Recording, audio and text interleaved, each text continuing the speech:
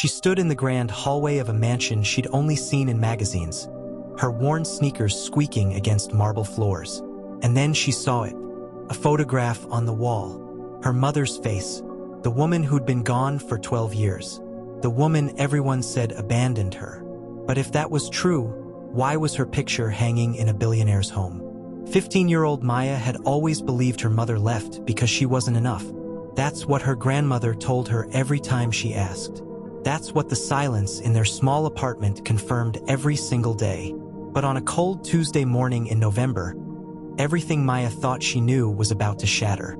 She was standing in the home of Richard Castellano, one of the wealthiest men in America, delivering groceries as part of her after-school job. She wasn't supposed to be there. The regular delivery guy was sick, and Maya needed the extra $20. She was just trying to make it to the kitchen when she took a wrong turn and ended up in a corridor lined with portraits. And that's when she saw her. The same eyes, the same smile, the same scar above the left eyebrow from a childhood accident. It was her mother, and beneath the frame, a small gold plaque read, "In loving memory of Elena, 1978 to 2013. Maya's breath caught in her throat. Loving memory? Her mother died in 2013, but her grandmother said she left them. Just walked out one day and never came back. No goodbye, no explanation. Why would a billionaire have her mother's picture in his mansion? Why would he memorialize her? And if she died in 2013, why had no one told Maya?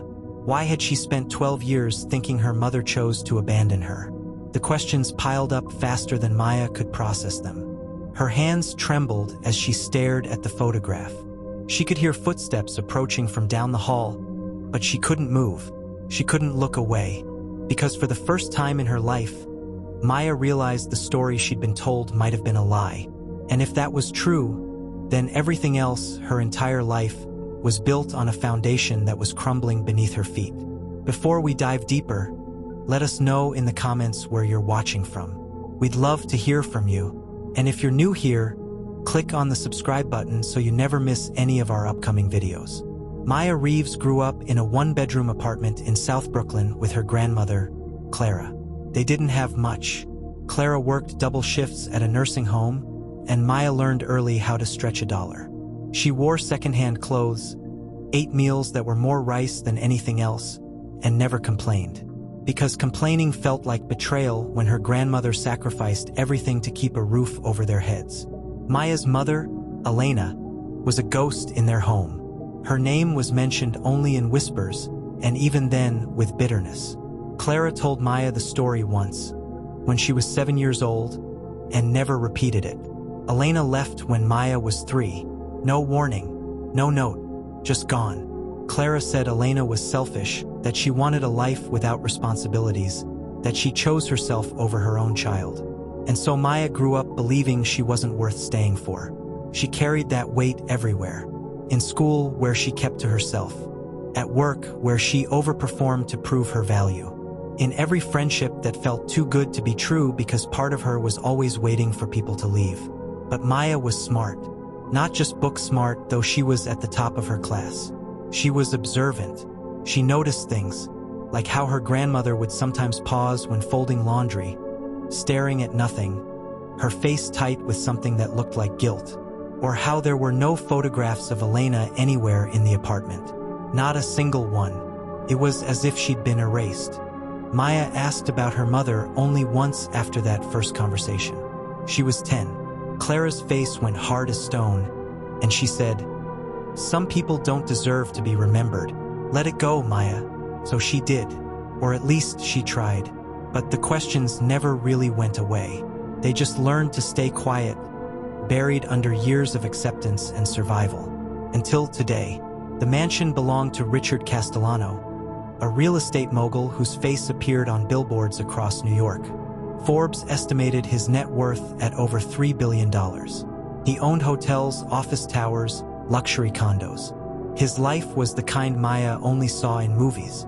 She'd never expected to be inside one of his properties. The grocery delivery service she worked for catered to the wealthy, but she usually just dropped bags at service entrances and left. Today was different. The housekeeper, an older woman named Margaret, had let her in through the front because the service entrance was being repaired. Margaret was kind, chatting about the weather as she led Maya toward the kitchen. But Maya wasn't listening. She was too busy staring. The floors were polished marble. The ceilings were 20 feet high. There were paintings on the walls that looked like they belonged in museums. And then Margaret's phone rang. She excused herself, gesturing for Maya to wait in the hall. That's when Maya wandered. She didn't mean to snoop. She was just curious. She walked slowly, taking in the opulence, the kind of wealth she couldn't even fathom. And then she turned a corner and saw the corridor. It was quieter than the rest of the house, more intimate. The walls were lined with photographs in gilded frames. Family photos, it seemed. A younger Richard with a woman and 2 small children.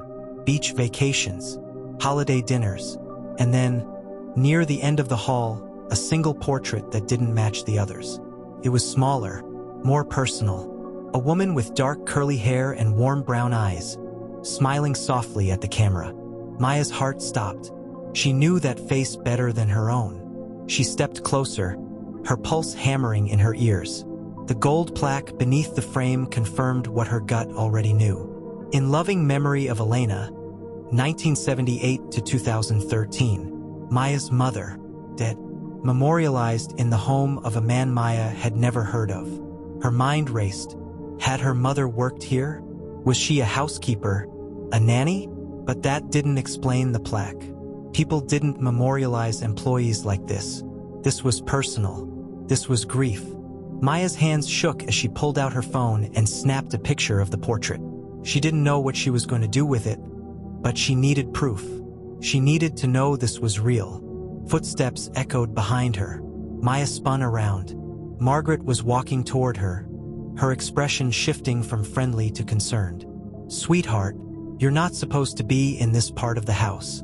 Maya's throat was dry. "Who is she?" Margaret's face softened, but there was hesitation in her eyes. "That's not my story to tell." "Please," Maya whispered. "That's my mother." The words hung in the air. Margaret's eyes widened, and for a long moment, she said nothing. Then, quietly, she said, "You need to speak with Mr. Castellano." Richard Castellano was in his study when Margaret brought Maya to him. He was older than he looked in photos, maybe late 50s, with graying hair and sharp blue eyes. He glanced up from his laptop, mildly annoyed at the interruption, until he saw Maya's face. His expression changed instantly. The color drained from his cheeks. His mouth opened slightly, as if he'd seen a ghost. "My God," he whispered. "You look just like her." Maya's voice came out stronger than she felt. "Why is my mother's picture in your house?" Richard stood slowly, as if the weight of the moment was pulling him down. He dismissed Margaret with a gentle nod, and she left, closing the door behind her. He walked to the window, his back to Maya, and for a long time he didn't speak. "Your mother," he finally said, "was the most extraordinary person I've ever known." Maya's fists clenched. "Then why didn't I know her?" Richard turned to face her. His eyes were wet. "Because she wanted to protect you, and because I failed her." He gestured to a chair, and Maya sat, though every muscle in her body was tense.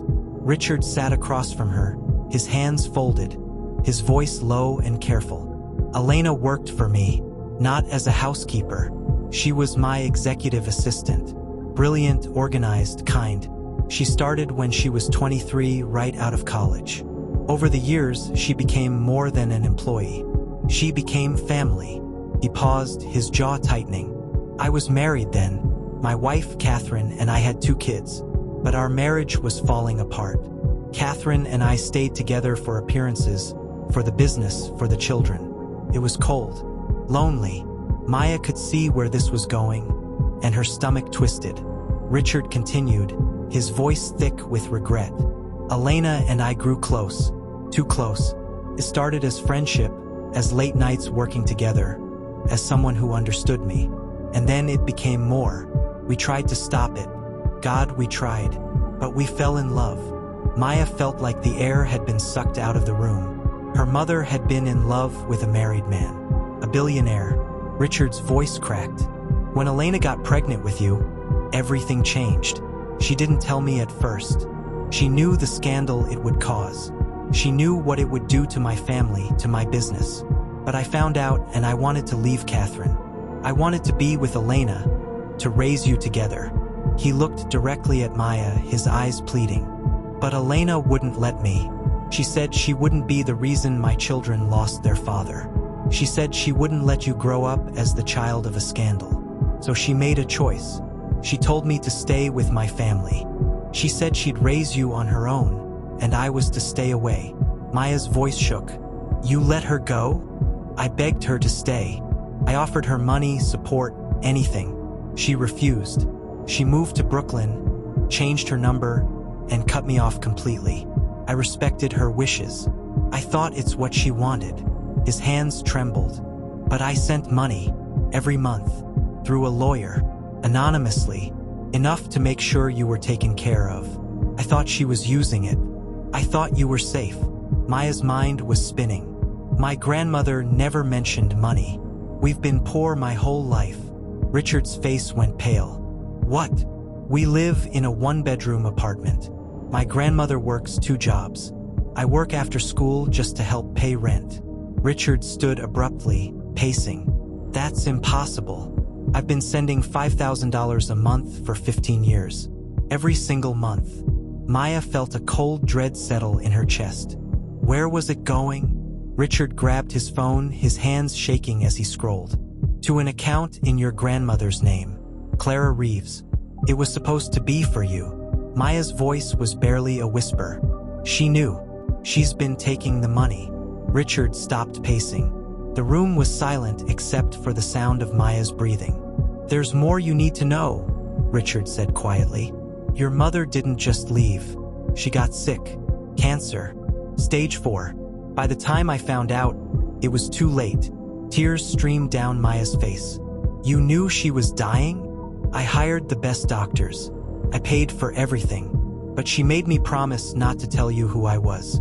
She didn't want you to grow up thinking she traded you for money or scandal. She wanted you to remember her as strong, as someone who chose you. Richard's voice broke. She died believing you'd be taken care of, that Clara would tell you the truth one day, that you'd know how much she loved you. Maya couldn't breathe. The weight of it all, the lies, the money, the love, the loss crashed over her. If this story has your heart racing, comment, I'm still watching below. Let's see who's truly following till the end. Because what happens next will leave you speechless. Maya left Richard's mansion in a daze. Her phone felt heavy in her hand as she stared at the photo of her mother's portrait. She didn't go home right away. She couldn't face her grandmother yet. Instead, she walked, block after block through Manhattan, her mind replaying every lie, every moment of her childhood that suddenly looked different. Her grandmother had stolen from her. For over a decade, Clara had taken money meant for Maya's future, her education, her life, and said nothing. She let Maya believe they were struggling. She let Maya work herself to exhaustion. She let Maya grow up thinking her mother abandoned her. By the time Maya reached Brooklyn, the sun was setting. She climbed the stairs to their apartment slowly, each step heavier than the last. When she opened the door, Clara was in the kitchen, stirring a pot of soup. She looked up and smiled. You're late. I was worried. Maya dropped her backpack on the floor. Her voice was cold. Why is there a picture of my mom in Richard Castellano's house? Clara froze. The spoon clattered against the pot. What are you talking about? Don't lie to me. Not anymore. Maya pulled out her phone and showed her the picture. Clara's face went white. She gripped the counter, her knuckles turning pale. Maya, I can explain. You told me she left. You told me she didn't want me. Clara's voice shook. She didn't want you to know the truth. It would have destroyed you. What truth? That she loved me? That she died protecting me?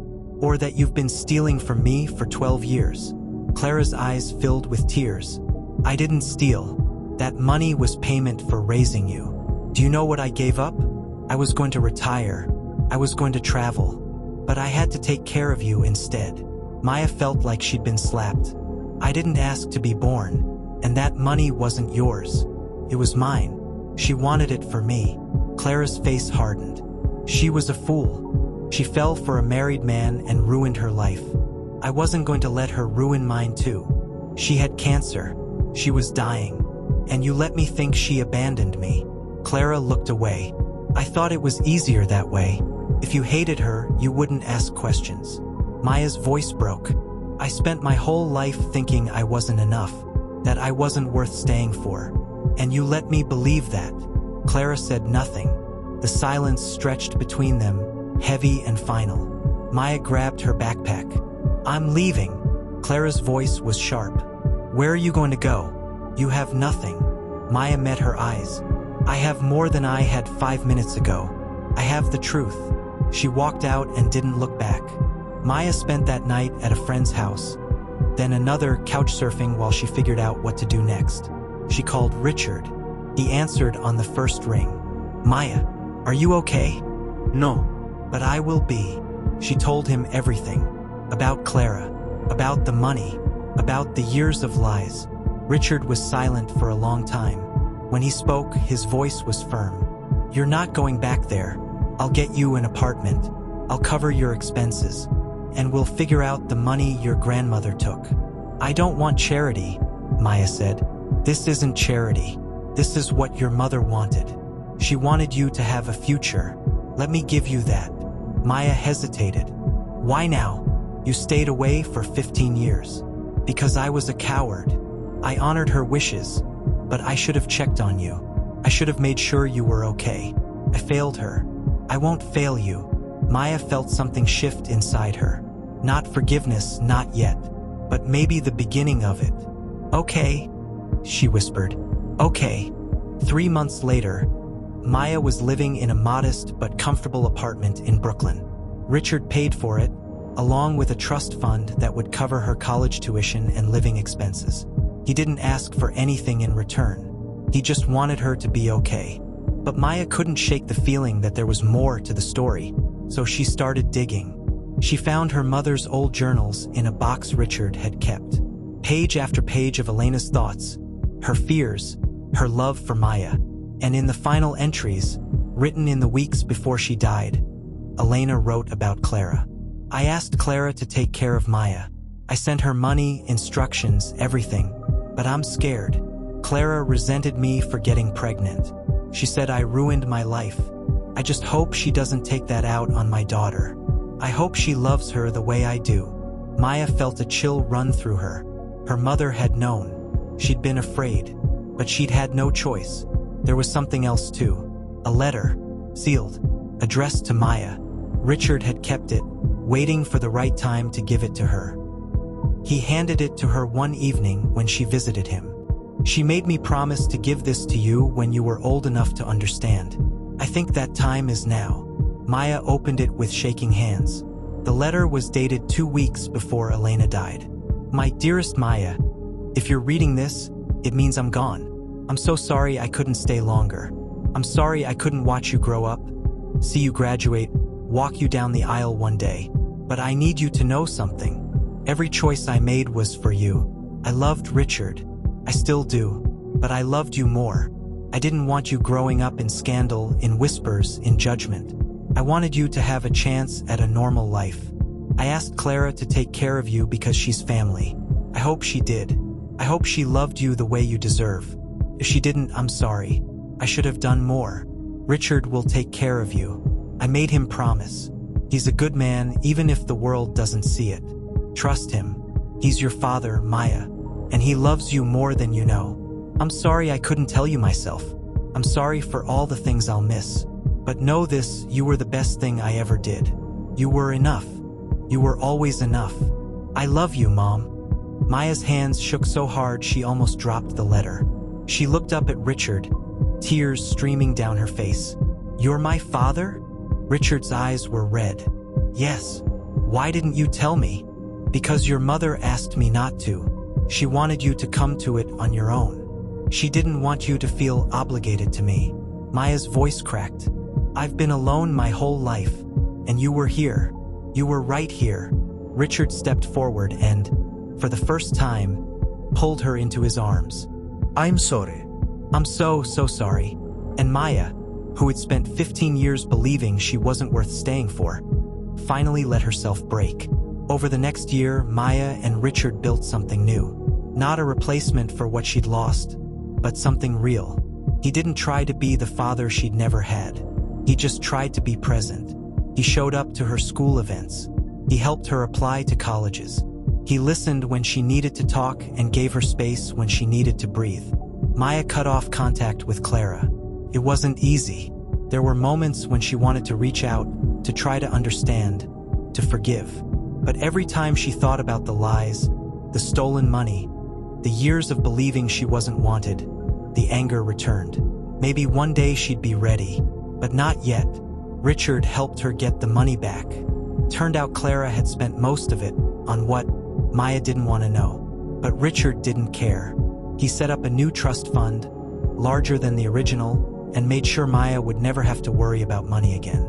But the money wasn't what mattered. What mattered was the truth, the knowledge that her mother had loved her, that she'd been wanted, that she'd been enough. Maya started therapy.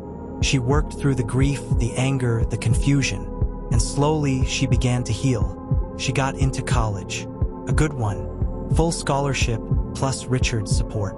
She decided to study social work. She wanted to help kids like her, kids who grew up believing they weren't worth staying for. On the anniversary of her mother's death, Richard took Maya to Elena's grave. It was the first time she'd been there. He'd been visiting every year, alone, leaving flowers and sitting in silence. This time, Maya knelt beside the headstone and placed her hand on the cold marble. "Hi, Mom," she whispered. "I know the truth now. I know you loved me. I know you stayed as long as you could. I'm okay. I'm going to be okay." The wind rustled through the trees, and for a moment, Maya swore she could feel her mother's presence. Not in a supernatural way, just in the warmth of the sun on her face, the peace in her chest, the knowledge that she was finally truly seen. Richard stood beside her, his hand on her shoulder. "She'd be proud of you." Maya looked up at him. "Thank you for keeping your promise, for being here. Always," he said, and he meant it. "So let me ask you something. If you were Maya, could you forgive Clara? Could you forgive someone who stole from you, who let you believe you were abandoned, who lied to you your entire life? Or would you walk away and never look back? Drop your answer in the comments. I really want to know what you'd do. And if you were in Richard's position, would you have respected Elena's wishes and stayed away? Or would you have fought to be in Maya's life from the start? Here's the thing. This story is about more than lies and money. It's about love. The kind of love that sacrifices. The kind that stays silent to protect. The kind that shows up even when it's 15 years too late. Maya's mother made choices that cost her everything. But she did it because she believed it was right. And maybe that's what love is. Not perfection. Not always getting it right. But trying. Choosing. Staying even when it hurts. If the story touched you, hit that subscribe button. We've got more stories like this. Real, raw, the kind that make you think long after the video ends. And let me know in the comments where you're watching from. I'd love to hear from you. Thanks for watching. I'll see you in the next one.